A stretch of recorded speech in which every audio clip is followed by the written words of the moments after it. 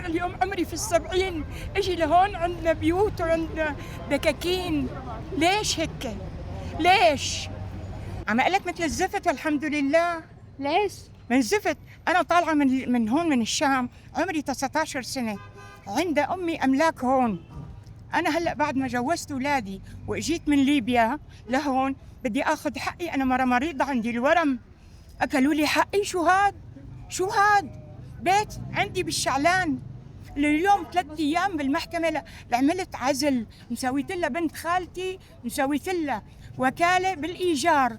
اجيت لهون لا عطتني مصاري ولا دخلتني للبيت، نايمة اليوم 3 أيام برا.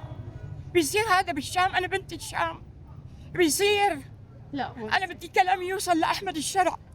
أنا مواليد سوريا وطلعت تأهرمت برا بالمغرب بالغرب، أهرمت كثير وجيت أخذ حقي.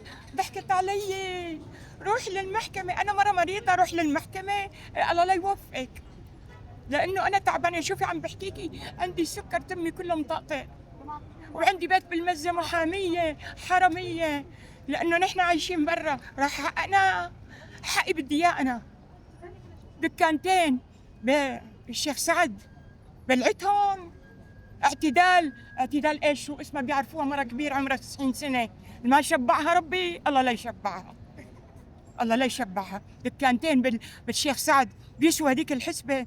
احنا ورثة، تاكل لنا حقنا وتبيعوا بالمزاد العلني. والله العظيم لو بقدر امشي لعنده الشرع هذا. انا مأهرمة تعبانة، اجي نام بالشوارع وليلي بيصير هذا. لو يوصلوني إله. أنا راجعة لهون، خلص بدي أرجع أعيش بالشام. ان شاء الله صوتك بيوصل. نهايتي هون. ليش هيك؟ ليش؟ وحدة أخذت لي بيتي بالشعلان، وهلا طالعة من عندها قالت لي ما إلك شيء عندي، روحي. ايه عرفتني انا ما بقدر انزل على المحاكم ولا عندي مصاري اعطي محاميين. شو ساوي؟ قولي لي، انت بنتي، انت مثل بنتي، قولي لي شو ساوي؟ بمشي لعند القاضي، ممنوع الدخول، ممنوع، ما بعرف شو. لمني اشكي، عم بشكي لربي وبس. ان شاء الله ربي ياخذ لي حقي، وانا متأكدة انه حيرجع لي حقي. هيك منيح.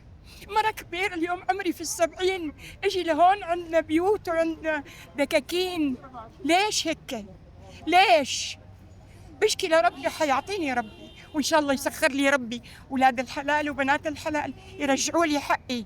شايفتيني كيف ماشية؟ حق تاكسي ما عندي، بدي اروح لعند وحده والله مرة الله اله يفتح عليها، لا بعرفها لا بتعرفني، مرة هيك نيمتني عندها. بيصير؟